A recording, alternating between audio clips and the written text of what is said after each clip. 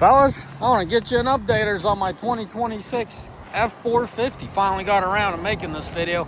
I had all the intentions to do it at about 10,000 miles, but you know, life happens, and this thing's been staying a lot busier than we had intended. This thing was supposed to be a plan B kind of truck. We had a couple things brewing in the works that the customers needed.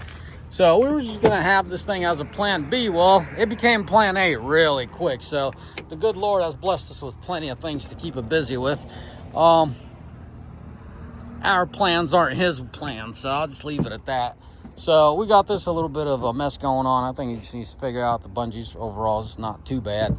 We threw this tank quickly in there because the tank toolbox combo I had just wouldn't clear that hump there.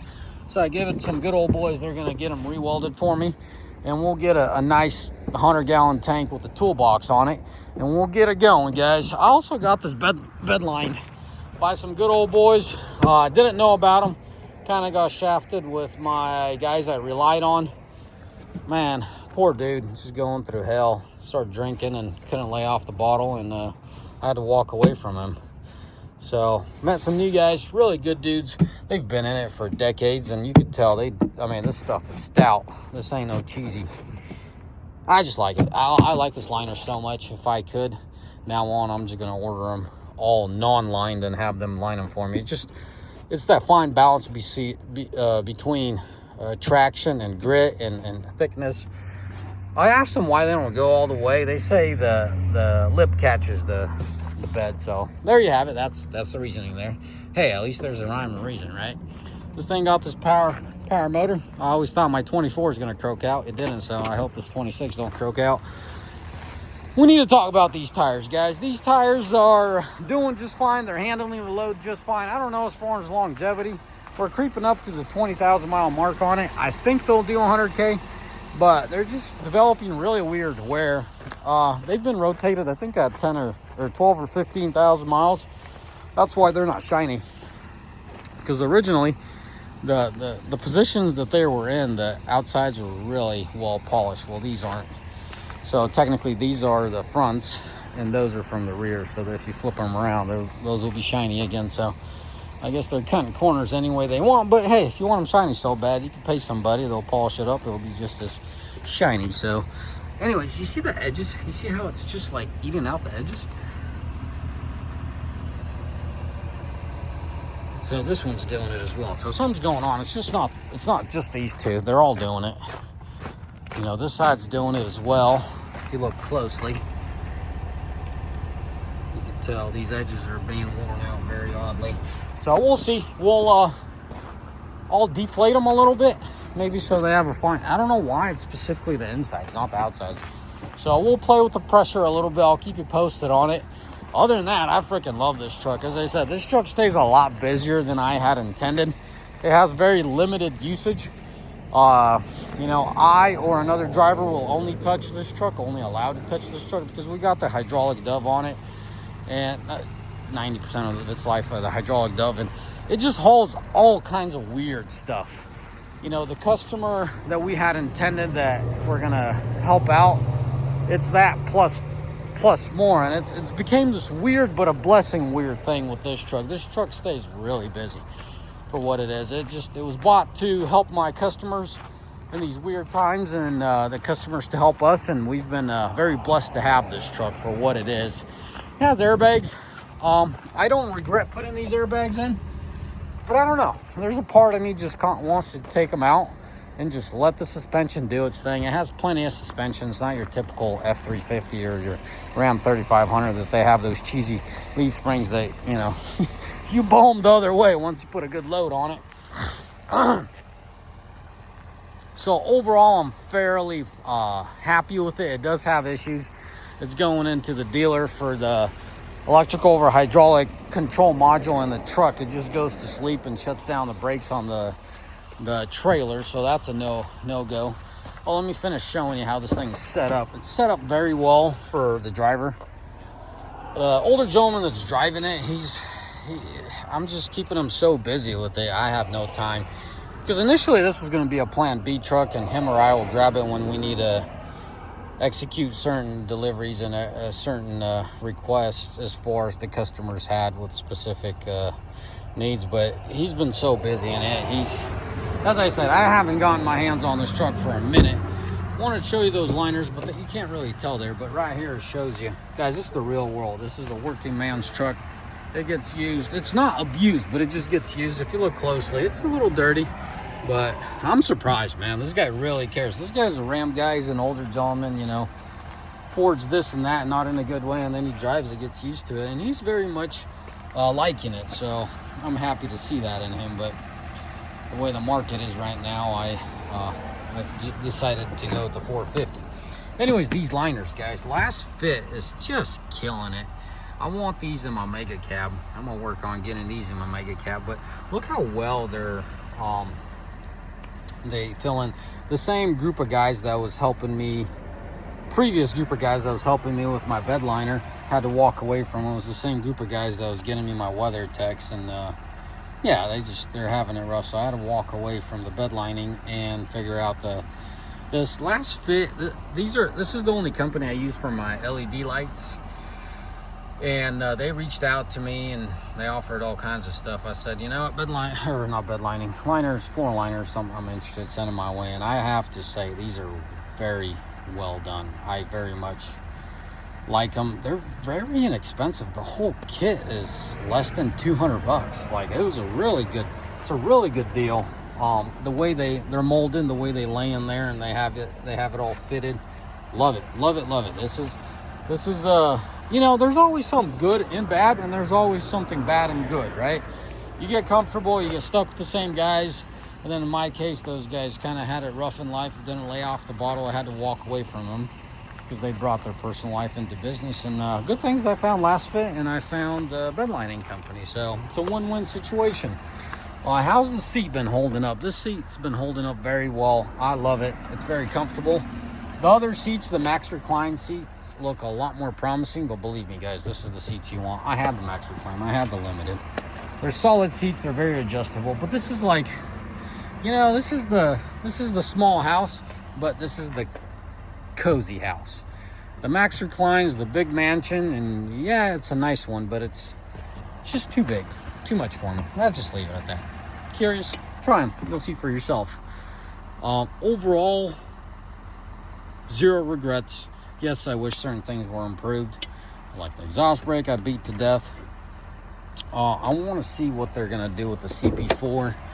I'm doing my best. You know, I'm putting my best foot forward, running this lubricator or whatever it's called, cetane booster. It's an AMSOIL product, and just doing what I can. I don't know what I'm trying to show you. I guess I was trying to show you the CP4, but that's not to be seen from here. Also, this little thing was bent on it from the get-go, so then I have to do that. I showed you on my 24 how it started ripping into my AC line. Got to watch out on yours, and also make sure it's not rubbing here. Obviously, they have the sleeve for a reason, and this sleeve likes to move, walk its way forward, so from time to time I just shut it, slide it back, and that's it. Couple issues this truck's having is going to the dealer. The trailer module falls asleep with the electrical or hydraulic, and it just disconnects the brakes, and off you go. You get yourself in deep water pretty quick. And then this window, the colder it is, the slower it lowers. It's not too bad right now. Obviously, the interior is fairly warm up. But when it's really, like, when you got a cold start and you can kind of tell it's, oh, there you go. It's really slow. It's struggling. So with that being said, this needs to be addressed too. It's not an end of the deal. Sometimes you got to grab it and lift it, but it sucks. My 24 didn't have that issue. It's not a known issue that they have, but it is what it is. All right, guys. More or less, that's it. You guys see how my truck's set up now. We're gonna go for a cruise, and I'll get back to business as far as getting somewhere. It does not struggle to keep the filter clean. It does it fairly quickly, fairly inefficiently. No, efficiently, not inefficiently. I meant to say effortlessly. So overall, yeah, kind of throwing a fit. There's no back seats back there. The gentleman pulled the back seats out, did a little, I showed you a little bed, and he loves it. All right, let's make it on the road. what do they say on the road again? That tune right there. All right, Dave, you buckled up, bud? All right, Papa buckle up. So as you can tell, it's just under 15,000 miles, or excuse me, just under 18,000 miles. Airbag lights on because of the back seats. I'm guessing the seatbelt's got explosives in it, as far as in case of an accident, probably pulls the restrains you from falling out of the seat and whatnot. So that's why that airbag light's on. Never had any issues with it, self-inflicted. As far as power goes, this truck has plenty of power. You know, fuel mileage comes with the territory of use. This thing being over the road or on the road, it's more local, regional kind of solution with it. It kind of hangs around in that 10.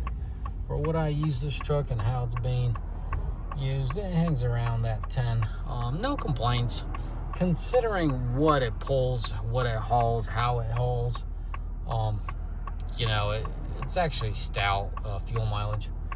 We did a project out of Florida, actually, and this thing had 3 times the weight of what my mega cab had, and it still got better fuel mileage, and it probably has 2-3 times the drag of my mega cab. So that really rubbed me the wrong way. If you guys haven't seen my mega cab videos, I put a little smaller tires, a little less rolling resistant. Yeah, I need to fix that fuel mileage issue because it's kind of annoying. So this is where the truck lives at. It's just 2.5 kind of. Hold on a sec. I'm not gonna send any land records. Another thing I wish I had is 410s. I think this truck needs 410s. It would be the ideal ratio. I know Ford always ran 430s in their 450s, but you know, 390s to 410s is really ideal for what we use. Now I get it. This is a heavier haul kind of truck, and they have it geared so it's hauling. I like to keep things under 2,000. That's the only reason I say it. There's nothing wrong with it. You know, I've wrapped this thing out, and you know, went and kept pretty high speeds. I'm gonna say it tops out at 88, so it doesn't redline. It just electronically speed governs you at 88.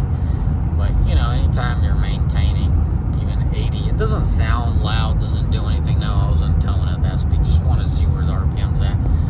Audibly, it sounds contained and well balanced, but I just don't like being in those mid 2000s. So yeah, if I could change anything, I'd definitely get this thing with 410s or 390s. It has plenty of power.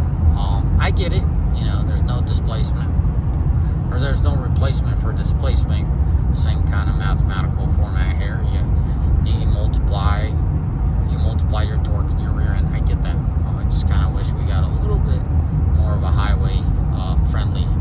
It's not end of the world. It's still fairly respectful. This truck lives in the 60 to 68, so kind of puts it in that perfect spectrum for what we do and what it gets used for. Because you know, I get it. 410s gives you all the leverage you need to tow a tow truck on a gooseneck, to tow a Unimog on a gooseneck, you know, to tow a big old, I think, 1,000-gallon salt sprayer on a gooseneck. You know what I mean? You got weight, but you also got a lot of drag. So that's the issue with. That's why I say what I say about the fuel mileage. It's definitely solid fuel mileage for what it is.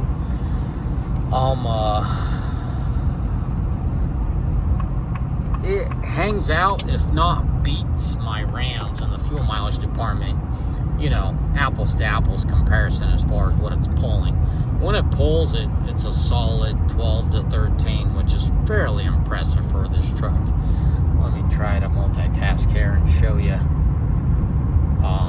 fuel mileage. So, trip A, right? The last 13,000 miles, this thing has gotten us 9.8. It's fairly close on its liometer, which is pretty relevant. And then more or less for the life of this truck, it's been at 10.2. So 10 miles to the gallon is a solid number, but it's at 11. Does it show the mileage? I think this is for the last 2,000 miles, 2 or 3,000 miles, and it's fairly lighter stuff, more aerodynamic. It's not the best aerodynamic load, but it's it's the easier stuff, you know. So yeah, hopefully this helps as far as fuel mileage goes. Most importantly, that the job gets done. I get that, but it never hurts to get it done as efficiently as possible. And I'm blown away by the efficiency of this motor, despite it, you know, wrapping out the RPM that it is. It has plenty of power. Depending on the load, it rarely leaves 10th gear when it's pulling, so that's always nice. The driver got used to it. He's using the manual mode, locks up the gear, and goes down a hill.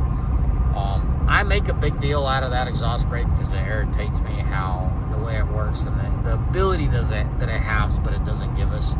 So, but the driver just doesn't care. He's like, dude, it does the trick for me. I'm cool with it. So I guess teach their own. I love the layout of this interior. I've said this in my other videos. That's what I liked about my 24. The layout of this interior is solid. It's usable. It's user friendly. It's compact, but yet bold enough, you know, for a truck. I like this dash a lot more than the predecessor. There's people that like the predecessor to this. I like this. I really like this dash. It's more tucked away, gives you more cabin space, and it's fairly functional. That's a big thing. There's a lot of function. It's functional. You know, the smaller the dash, the better it is. The more cabin space you have. It's just unused real estate, really. So yeah, guys.